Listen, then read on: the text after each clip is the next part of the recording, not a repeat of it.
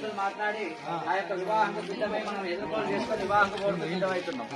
అయ్యా పెద్ద మనుషులు మాట్లాడారు మన పరమేశ్వరికి ఎంత కట్నం ఇస్తారో అడగండి. మీరు అడగాలి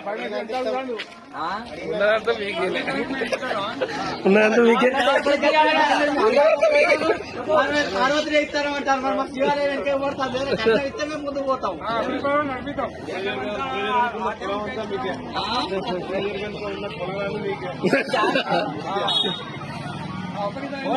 శంకర భగవానికి జై.